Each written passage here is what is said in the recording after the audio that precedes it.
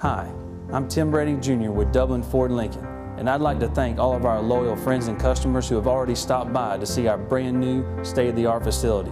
And if you haven't stopped by, I'd like to invite you to come on out and see what we've done. I want you to know our customers deserve this, and we want you to come be a part of it. Come see us today at 2265 Veterans Boulevard.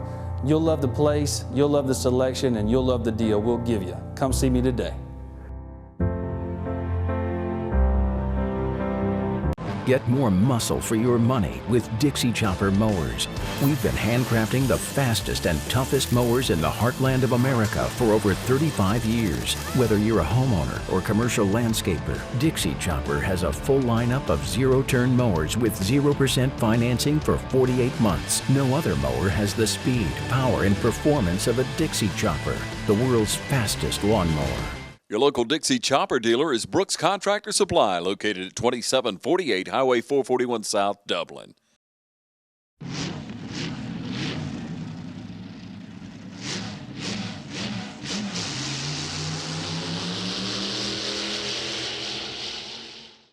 Welcome, ladies and gentlemen, to Classic Cars here on TV 35. Today I'm with Mr. Gary Schnell, and he has a 1931 Ford Model A. And we're going to go over it today. Gary, what can you tell us about your car? Well, this car was made by Ford in 1931. It's the last year of the Model A production. After that came the rather famous 32 Fords.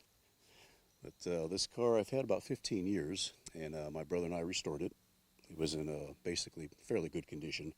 But we had to go through all the mechanicals, rebuilt the engine, had to do with brakes, new brake drums. Okay, so you actually did the engine yourself? Yes, absolutely. Did the interior and the fabric top. Okay. When they made these cars in 31, they didn't have the technology to stamp a solid metal top, so they were all fabric. A big square hole in the top. Wow. Now that is neat. Yes. It's old technology. How many cylinders does this car have? This is a 4-cylinder engine. It's 200 cubic inches. It's a flathead, meaning the valves are beside the cylinders instead of overhead. Okay. Develops about 40 horsepower. Wow. So it's rather anemic, but a lot of torque. Okay. So it'll get rolling, but it won't really accelerate much, which is good because the brakes are rather anemic. Yeah. So speed is not your friend. So you hadn't even upgraded your brakes. It's all No, original. This is original brakes. They're mechanical, Wow. operated by rods instead of hydraulic. Wow. Now that is outstanding. Yes. Now it also does not have a it has a generator. It has a generator and it has a starter. Okay. So you don't have to hand crank this one. Wow. Like earlier Model Ts, a lot of them were hand crank. Okay. Until later in their production, they were electric start. Okay. Have you ever tried to hand crank it? Because I know you have the slot there for. Have you ever tried it? I've never tried to start it by hand cranking it. I usually use that to time the engine. There's a little timing marks in there. You turn it by hand to time the distributor. Okay. Now do you do it like the cars do today, where you get number one cylinder up and? That's correct. And pull the distributor out. That's right. And, okay. Yeah, sorry. It's more akin to a modern car than the Model T was. So the transmission would be familiar to anybody that's driven a stick shift. Okay. Except it's non-synchro, so double clutching is mandatory. Yeah, I've heard these are quite difficult to drive. Not so bad. Model Ts, you shift with your feet. Okay. It had a planetary transmission, so it was different. Okay. This also has a throttle on the steering column and your spark advance. Okay, that's the part I was trying to. Where a friend of mine, he has an old Model T. It's a 4-door. Right. I think I'm right on the Model T, and that's what he has to do. All these levers. Right. Just to get it to go. And it doesn't have a foot throttle. It's strictly a hand throttle. It's all on the This one hand, does have a foot throttle, so it's more like a modern car. Wow. But you can also use the hand throttle for sort of cruise control. Okay. Wow, that's awesome. Yeah, he told me one time he tried to crank it, ask you, and he's kind of an older gentleman. He's up in his 80s, and he stuck it in there, and he went to crank it one time. He said he woke up, he was on the other side of his shop. Didn't retard the ignition. It will kick you. He said, I always wanted to try it. He said, my daddy always told me. He said that he had done it, and it would kick like a mule. And he said, well, I've never been kicked by a mule, but he said, I've definitely been kicked by my car. Absolutely, yes. So, wow. They will do it to you. So the lights and all, they're pulled by a generator. That's correct. It's all a 6-volt system, positive ground. Okay, so you have an amp meter that tells you exactly what kind of amps you're putting out instead of voltage. Right, and if you have all the lights on, you're actually pulling the battery down. The generator can't quite keep up. Okay. But with the lights off, then it does fine. Wow. So don't drive it too much at night. I should mention this is a deluxe coupe, and what makes it a deluxe are the little cowl lights on Okay. the sides there. I like that. That's yeah, neat. it's kind of like a little running light. So that makes it deluxe. Can we look under the hood? Absolutely. The hood's held down with these little clamps that are spring-loaded, and it folds up in the center. And there's the beautiful little engine. Wow. Spark plugs on the top. This is your distributor. An updraft carburetor, meaning it pulls the air in through here and goes up into the intake manifold. So that's your exhaust manifold. Fuel line here. This is your fuel tank in the cowl. Generator on the opposite side. Down here is where the cam gear is, and that little pin sticking out of the front of the cover. You unscrew that and turn it around and push it back in to time the engine. Turn the engine over till it pops into the cam gear. Wow. And then you set your distributor. So it's kind of neat little engine. It is. Now, is this a grease fitting you have here? That's correct. You have to grease the oil pump bearings. The fan itself isn't original. Originally it was a two-blade aluminum casting, but they had a nasty tendency to come apart and throw the blade through your hood. Oh, Lord. So most of them are converted to a safer four-blade. That's a good conversion. Yes. Yeah. I like it. And then you have your generator on the other side. Generator, Okay. Now, the arm, the linkage arm you have here, and exactly what is his purpose? Or is that a tube? This one down here, this is a tube. Okay. And it takes the oil that's in this valve gallery. It gets splashed up by the crankshaft and drains it back down to the oil pan. And what you have up here, this is a vacuum line to operate the windshield wiper vacuum motor. Okay. So when you need it the most, it doesn't work because you're accelerating and you lose your vacuum. Okay. It works good at idle. Down here is your throttle lever, and here's your choke.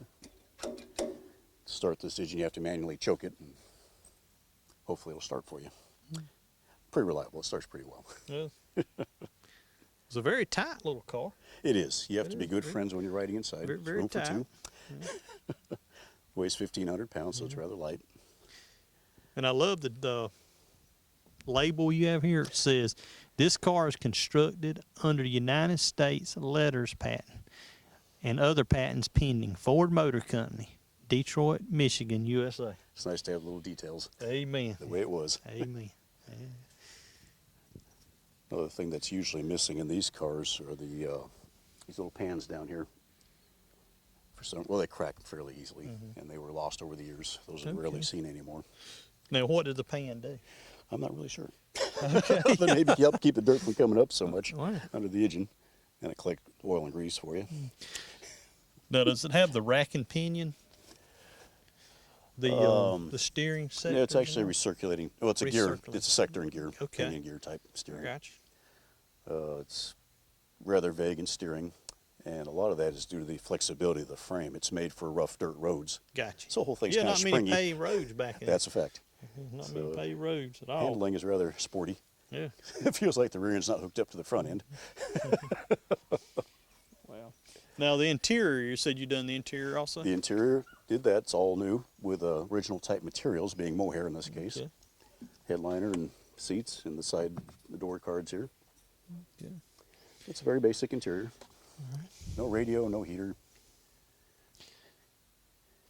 Basic instrumentation being a speedometer, fuel gauge, ammeters. That's about it, yeah. Ignition switch. Now the gauge at the top, you have here a clear glass that you look through. Yes. What is that? That is your fuel gauge, and when the fuel tank is full, you'll actually see gas in there. Okay. As it goes down, the gas will disappear out of there, but there's a little arm with a float on it that moves a little indicator in there. That is very neat. Yeah, very simple.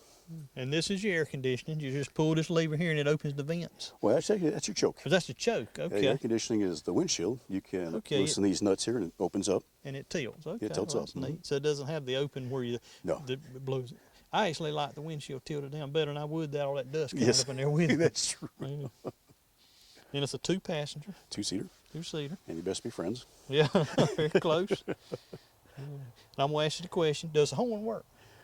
It does, but I need the engine running to get Okay. enough power to actually run Well, it. maybe we can get you to crank it up before Sure. we go and see if the horn Yeah, blows. See if we can get a hood or a beep beep out of there's it. something. It may be a little sluggish. It hasn't been beeped in a while. So. Yeah. Now, does it have the rumble seat in the back? This does not. Rumble seats were not a factory option. That was a dealer option. Okay. And a lot of them had that. Now, of course, this has a step on the fender. So at one point somebody had, either this fender came from a car that had a rumble seat or they were going to convert this one and never got there. Okay. But there would be a step on the bumper, step here, and usually a handle up here to hang on to. Wow. And I do have all the components to convert it. Have you ever thought about doing it? Thought about it, but a trunk is handy. That's what I think I'd Throw rather have things the in. trunk. Yes. Because the ones we've looked at that have the rumble seat, they have a platform here with actual trunk With an actual trunk, yes. on the back of Yeah. it. But I like, and is this called the Continental package on this one? They came that way. They had their spares on the back. Some of them could have them up the front on the fenders here. There'd be a little arm come out here and you mount your spare here. That interferes with the door a lot. You can't open it as wide. Okay. And getting in and out's hard anyway. Now, in 1931, what all kind of colors they have to go with? Just basic black? Most of them were, but they did have quite a range of colors, They did? from reds to greens to blues and a beige. So you could get a number of colors. The fenders were always black. The body was whatever color you wanted. Okay. And I like the rims. Those are nice. Those are the They're 19-inch spoke wheels, spoke wheels. Those are original. I've had them powder coated to preserve them a little better. But, a lot of people will put on the wheels from the 32, which was a 16-inch. Look kind of funny, but these are the original. Yeah. I've seen some, several shows I've judged where they put the chrome over the top of them. Yes. But I like more of the originality. Yes, that's flashy stuff. That's I like 50s I know. stuff, yeah. It's kind of out of the air. I mean, Right. And the white sidewalls, that wasn't original to this. It should be black like Okay. that. now you put the gas in up here at the top, right? That's you don't correct. have no hidden gas departments. Nothing at all. That's right there. And this is your gas tank. Okay, You sit with it in your lap. because I'm discovering is that, you know, as we're going all over talking with antique cars and all, we really discovered that some of these cars have hidden gas tanks Yes. where you put them in. I was That's really right. amused a couple of Tail lights sometimes. Fridays ago. Right. It was in tail light. We was Right. talking with a friend of ours who's a pastor, Mr. Charles Taylor. Mhm. We went and visited him and Miss Brenda. Yes. And one of his cars, he had a hidden gas cap, and it was behind the brake light. Okay. And I'm like, wow. Yeah. I told him, I said, don't never send me to put gas in it because I'd be You never lost. find the thing. I'd be lost. Yeah. And my dedicated, you know, we just went to the tag and pulled it down. Right. You know, we had those. Right. And then as we got older, it was up on the fender. You could Right. undo it. Right. Yeah. Now, this is the carburetor. The breather, they didn't have breathers. They didn't that have come filters. off back They in had the an aftermarket little filter you could put on there. day. Okay. But it didn't do much except keep the rocks out. Okay. So Wow. the life was rather short on these engines due to the materials not being what they are today and breathing dirt. Now, with these being exposed, if you touched it with the car running, it would bite you. It would bite you. That's what I was just That's a noticing. fact. I believe it would knock you back. What's interesting, these are just brass strips, not wires. I noticed that. So Did they actually make contact? Were they?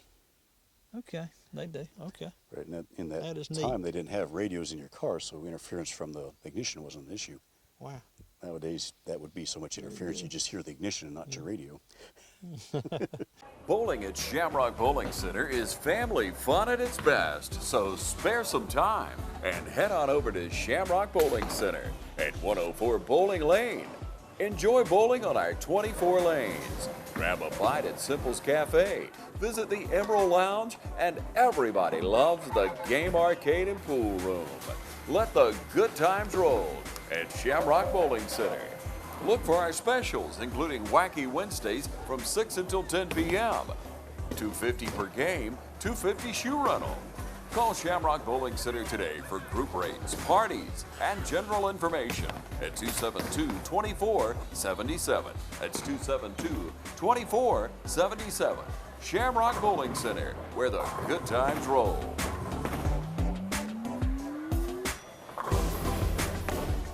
This locker room has been home to championship teams. The building blocks of victory have been formed in this weight room. This field has seen epic games. And our dealership, Dublin Chevrolet, has a great lineup and a winning team. For all your big games, Dublin Chevrolet is your tailgating headquarters. I can save you up to $10,000 off Silverado. Dublin Chevrolet is the only dealer you will ever need. All right, we'll let the hood down and crank it and let us hear what she sounds like. Sounds good.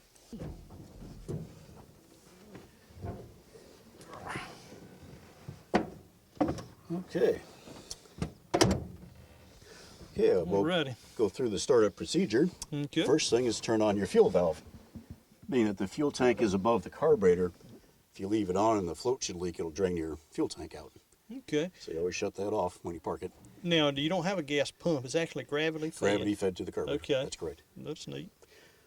Important, make sure the ignition is retarded. Okay.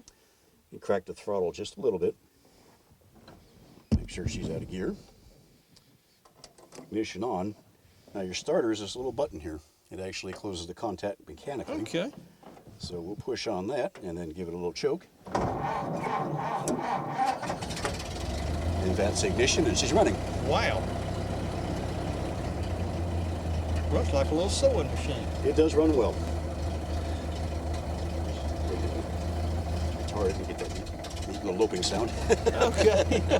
So, is that like cutting the voltage down when it does It that? actually or- changes when the spark plugs fire. It makes it later in the cycle of the engine, so the piston's past top dead center when it fires, so it's retarded ignition. Wow. And you do that for starting, because if it fires when it's advanced, it'll kick backwards. Okay. So it would backfire. It would, yeah, kick back. More It or could less. break your starter, and Oh, it wow. would be a bad thing. Yeah, so that wouldn't be good. You want to retard it for starting, and then when you get it going, advance it and leave it there. So how many forward gears do you have? 3 speeds, one speeds. reverse, all non-synchro. We talked Okay. about earlier, you have to double clutch between gears. And Okay. downshifting can be, it's an art. You have to learn how to do it. It sounds So like you have to rev the engine between clutching and match the speeds, Wow. and you feel it go in. Okay, now this is your odometer. It's the odometer. We had to replace that on this car. So that's 2,000 miles since we rebuilt it. Okay. So it hasn't seen an awful lot, mainly parades and going to shows. Wow, I hadn't seen it out and about. That's why I was... Not too much lately. Okay. You should get this in some shows. I should, yeah. I've spent, This is a beautiful car. it is, and it's fun to drive. And these bet. back roads in Georgia are great.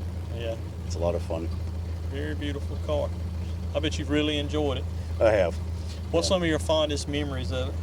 Oh, doing the parades. I enjoy Right. that and waving at the people, and they always Yeah. brings a smile to their faces, and you get to meet a lot of neat people. Yeah. Wow. And that's a real benefit, is meeting people Yeah. through the car. Wow.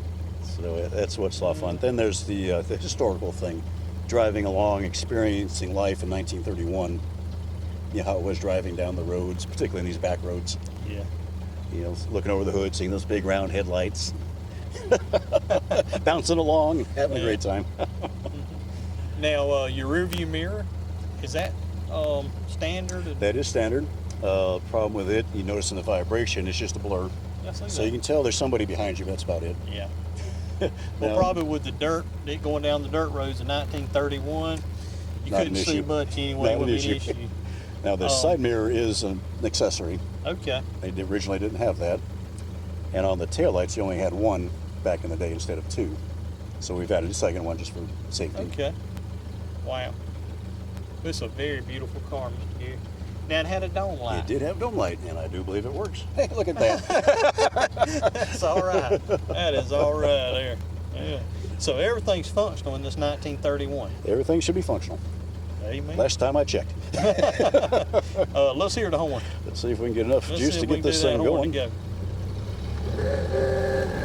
Amen. I It did like work. that. I like that. I say you the first one so far that the horn's blowed. Oh, that is all right. What got you into the antique cars? Well, I've always had an interest in history, and I've always been sort of mechanically inclined. So the two kind of meshed together. I had an opportunity to buy this car, and I was pretty excited about that. Okay. I want a piece of history, but anything antique, radios or tractors.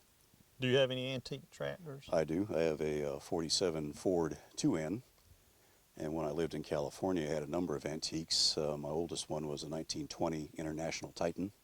Wow. I had a 1926 oil pull, 44 Cleat-Track, which is a little track layer, and a 1931 Case, Okay. orchard tractor. Wow. So you got to have a variety of antiques. That's right.